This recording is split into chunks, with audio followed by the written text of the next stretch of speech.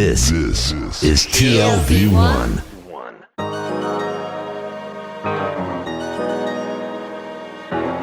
The Tel Aviv Review with Gilad Halpern.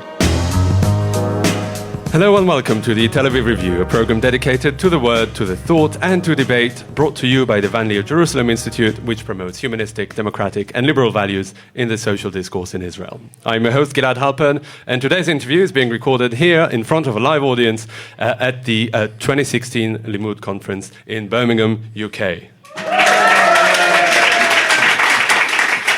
My guest today is the founder and current rector of the Hebrew College Rabbinical School in Boston. He is the author of numerous books about Jewish theology, Kabbalah, and Hasidic traditions. He will be a keynote speaker at an international conference dedicated to Breslav Hasidim that will take place at the Van Leer Institute in January. Rabbi Professor Art Green, hello and welcome to the Tel Aviv Review. Thank you. Very nice to be with you. So let's talk about Breslav. Barring Chabad, perhaps, Breslav is the most high-profile Hasidut in the Jewish world and perhaps beyond. Why is that? A very amazing development. When I began studying Breslav some 40 or 50 years ago, there were perhaps 4 or 5 small Breslav minyanim in the world. There was one large group in Mea Sharim, there were 2 others in Jerusalem, one in Tiberias, one in New York. It's hard for me to think of another Breslav synagogue or minyan anywhere. And in the 1980s, the Breslavers made a decision to become missionary, to turn outward. They had been considered one of the poorest and most marginal of all the Hasidic sects, and they have grown spectacularly in the last 30 years. Mm-hmm.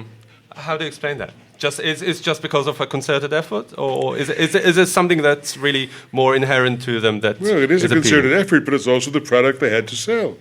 Remember, Reb Nachman of Breslav is the ideal type of the Rebbe as healer. He is the wounded healer. Everything you go through, any problem you have, any doubt you have, any alienation you have, any depression you have, the theory of Breslav is the Rebbe has gone through that and worse and has survived, so he can help you. There are a lot of needy people in the world, and therefore a lot of people attracted to that message once it was put out there. Mm-hmm.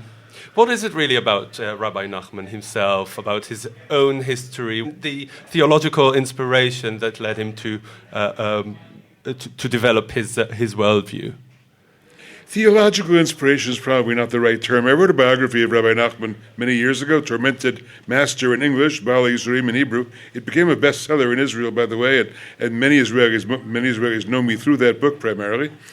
It was a matter of personal struggle and assertion of faith, the strength of his faith to overcome all kinds of temptations, challenges of his childhood. He talks about how every day, day after day, and several times a day, he would fall, completely lose his faith, and just have to rebuild and pick himself up over again and struggle again. And that narrative of personal struggle was really the very heart of what Breslav is about. That combined with the fact that he was an amazingly creative, innovative, spiritual teacher, storyteller, thinker, homilist, and he left a tremendous legacy of very profound teaching and very suggestive, interesting stories behind him. So suggestive and interesting and puzzling that they have become the subject matter of generation after generation of reinterpretation, both within the Breslav community and by modern scholars. From the very moment outsiders began to be interested in Hasidism. Hasidism was a closed society for a long time, and Jews outside the Hasidic community rather detested it from the beginning of the 19th century to the turn of the 20th. But from the moment outsiders, and Martin Buber was the first, began to discover that there was anything interesting in Hasidism, Breslav was immediately chosen as particularly fascinating, particularly interesting, and that's because of the puzzling character and especially the puzzling creative imagination of Rabbi Nachman. Mm-hmm. I'm trying to think then why, if there was so much space for winning hearts and minds like that, the special personality of Rabbi Nachman, the special story that he put forward. Why did it not happen before the 1980s? Within this small and yet closed community of Hasidic sects, well, why did it not gain more ground before, as you said, they invested that effort in reaching out? Remember first where Breslav is located. Breslav Uman, the area the Breslav Hasidim came from, is located in the southwestern Ukraine. That area was all inside Soviet territory. So once the revolution came, the Breslavers were terribly persecuted and were virtually destroyed. Unlike Chabad, who were very well organized and very much systematic thinkers and programmers and had a whole network of underground Judaism in the Soviet Union, the Breslavers were simply torn to shreds by the communists, and there was almost nothing left of Breslav. There were two groups that survived. There was a group that had already come to Eretz Yisrael, the early 20th century, so Jerusalem and Tiberias had Breslav communities, and there was revival of Breslav in Warsaw, beginning around the time of the First World War. A man named Rabbi Breiter had a circle of Breslav Hasidim in Warsaw, and some of them came in the 30s, so some of them survived. Mm-hmm. But it was a decimated. They had been poor and marginal anyway. But both communism and the Holocaust completely decimated them. There was nothing left except this little Jerusalem group, and it just took them time to rebuild and reconstitute, and they weren't interested in outsiders. Mm-hmm. I had the privilege of studying with Rabbi Gedalia Koenig, one of the elders of their community, I think sometime in the mid-70s perhaps, and my friend Noach Rose and I were among the first outsiders he taught, I think, and it was just very early, and they were... I remember what happened while I was studying with him. The Breslavers, for the first time, published a translation of Nachman's tales into English. There had been several, one by Buber and one by Meyer Levin, but all outsiders. Here was an authentic Breslav publication, I think their first publication in English, and I asked him how they could possibly do it, how they could possibly change. The tales for 100 years had been Hebrew on top of the page, Yiddish on the bottom. How can you put it out? And he said to me a precious line, which I've used many times in different contexts. He said to me, I'll say it in Yiddish, Sorg sich nicht, es ist nicht auf Englisch, es ist nur mit englische Wörter. Don't worry, he said, it's not in English, it just has English words. Mm-hmm. I've used that about many translations I've seen over the years. Mm-hmm. How would you define the status of Breslav among Hasidim today, in general? How are they perceived? They're seen as outrageous. This little sect of Hasidim, who were never taken seriously and were always considered somehow dangerous, all of a sudden they are so big. Mapitom. How has this happened to them? Why have people taken them so seriously? And why not our great Hasidus of Belzer, of Ger, of Vishnitz, which had always been respectable? These oddball Breslavers are somehow taking over the world, so they are kind of looked askance upon by the rest of the Hasidic community. Mm-hmm. You know, I'll just tell you briefly a story about my teacher Heschel. Abraham Joshua Heschel was my great teacher. He told me that in Warsaw, when he was about 11 years old, he decided, somebody told him, he was having doubts in faith, somebody told him to study Reb Nachman. And he went to his uncle, the Novominsker Rebbe, who had a great library of Hasidic books in his house, and asked for the Likutei Moharan. And his uncle said, I wouldn't have that book in my house. That book was considered dangerous. It was not. If you look at the great bibliography... Why dangerous? I mean, I can understand why they would look down on it, but why dangerous? Because they were considered oddballs, the Breslavers. He talked about faith in ways nobody else did. He talked about the absence of God from people's lives in ways nobody else did. But he also got into conflict with the other tzaddikim, with the other rebbes of his time. People didn't like the Breslavers. They were persecuted.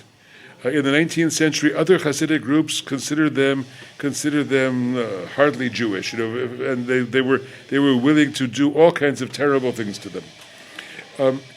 They once asked the tzaddik of Savran in the mid-19th century, why do you persecute the Breslavers so much? You sit down Friday night at your table, you have 5,000 Hasidim around you. This Reb Nosson, Nachman's disciple, he has maybe 80 people. And the Savraner says, yes, I have 5,000 Hasidim, he has 80 Rebbes. Mm-hmm. he understood that they were elite. They were doing something different than the rest of Hasidism. And they were always somehow different and unconventional. You know, the other Hasidim cared very much about the fancy fur hats and the fancy garb. The Breslavers, they said you wore whatever you wanted. They were poor and they were poorly dressed and they were considered dirty by the other Hasidim, which meant they didn't take care of themselves in the same proper way. But they were interested only in the spiritual life, only in their hisbodedus, in their private outcry conversations with God. That was what was important to them. So they were always kind of considered unconventional, and now their ascent is seen as very strange in the rest of the Hasidic world. And I'd like to focus especially on Chabad, because there is a rivalry in terms of reaching out, the missionary element of it. What is Chabad's take on Breslav's huge success? I can't tell you that. I'm not enough of an insider. I'm not enough of an insider to Chabad to know what they think of Breslav. I can tell you that I asked Reb Gedalia Koenig, this Breslav leader, what he thought of studying Chabad texts, because I was also studying Chabad at the time, and he says, if you have nothing to do with your time, it's all right. But that meant you should have something better to do with your time. And my guess is Chabad feels the same way as Breslav. Let me say just a word about them. Chabad originally is a contemplative intellectual system. You are to transcend your emotional life and to concentrate on Chochmah Bina Das, on the highest intellectual, abstract contemplation of God. And that's supposed to lead you to a renewed life of the mitzvot. In Breslav, it's just the opposite. Breslav is pure chagas, is pure emotional Hasidism.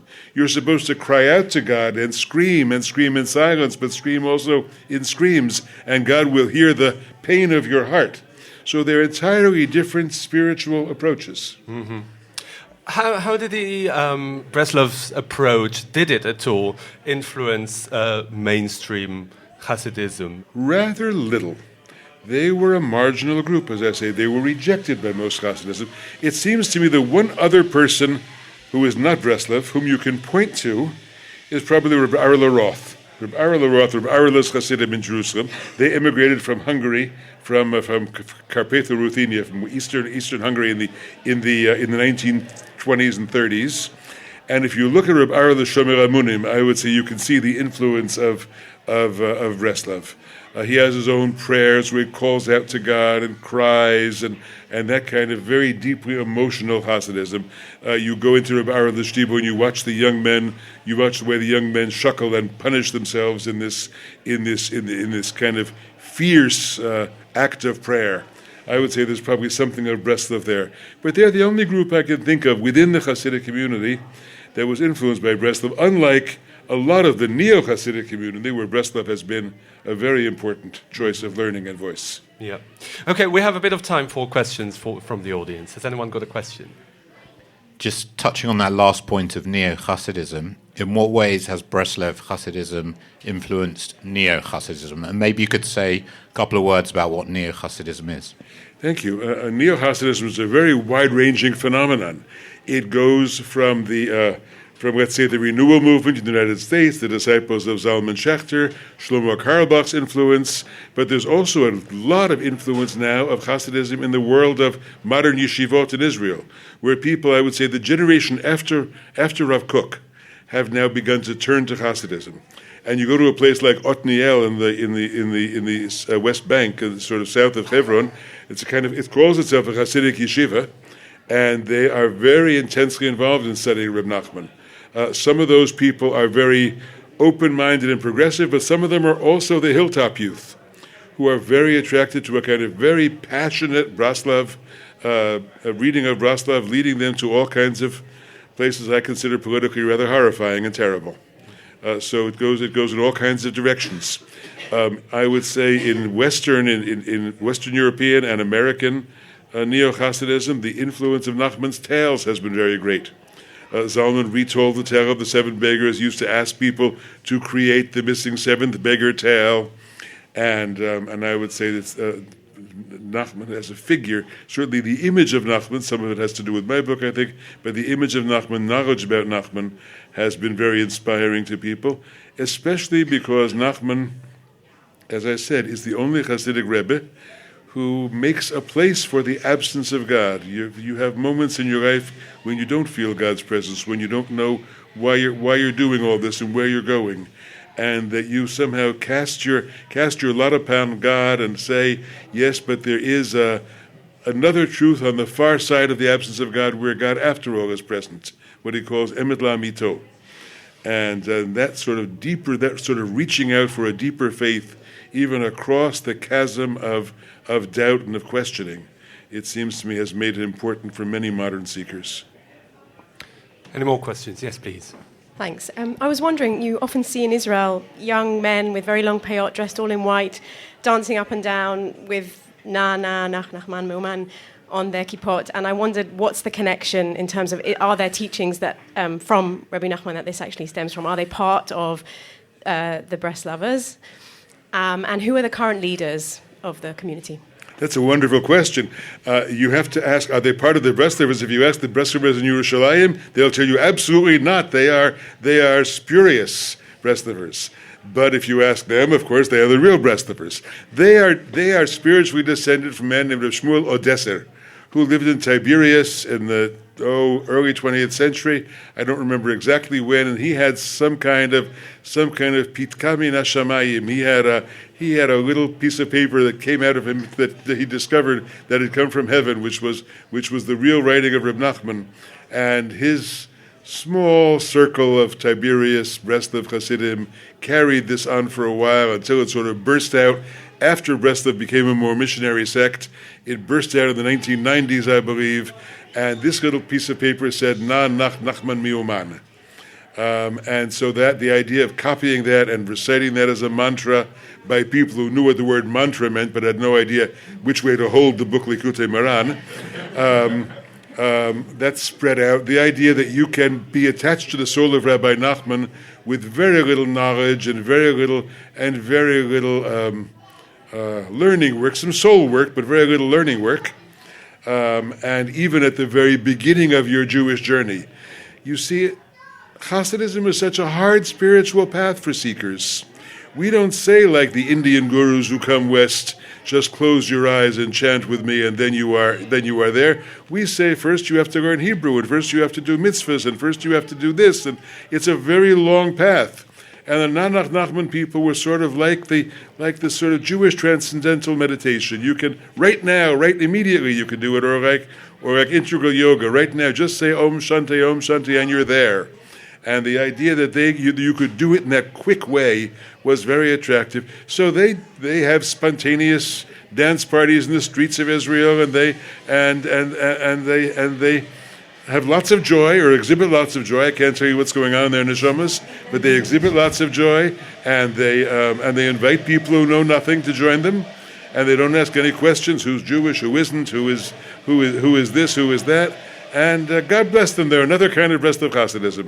Whether Reb Nachman would recognize them, I'm not sure, but they are one of the now 4 or 5 different sects which compete for the name of authentic Breslav Hasidism. There's a lot of competition between multiple different groups now that call themselves Breslavers.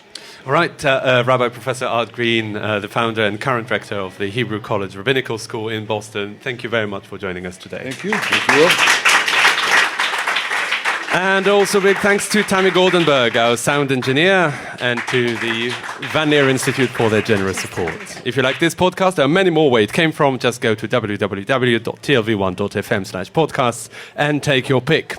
Our co-host, Dalia Shendlin, will be back with us shortly, but in the meantime, don't forget to visit our website, telavivreview.org, like us on Facebook, and follow me on Twitter. Join us again next week for another edition of the Tel Aviv Review, and until then, goodbye. שוב אני מוצץ גבעול, מתחת גשר מד לנפול, כשמעלי העגלות בתנועה מתמדת. שוב אני מתחיל לשאול, מה לרצות, מה לאכול, כשהנמלה העניינית אותי מודדת. אחת לאיזה זמן מוגבל, אני נשמט אביון ודל ממרוץ הכרכרה המשתקשקת, נפלט משצף מעגל כמו שוקע תחת גל, כשההמולה הסחרחרה את מתרחקת. ואבא תמיד אומר, תעזבנו יום, יעזבק יומיים, העגלה נוסעת, אין עצור. קפצת ממנה היום, חלפו שנתיים, והנה נשאר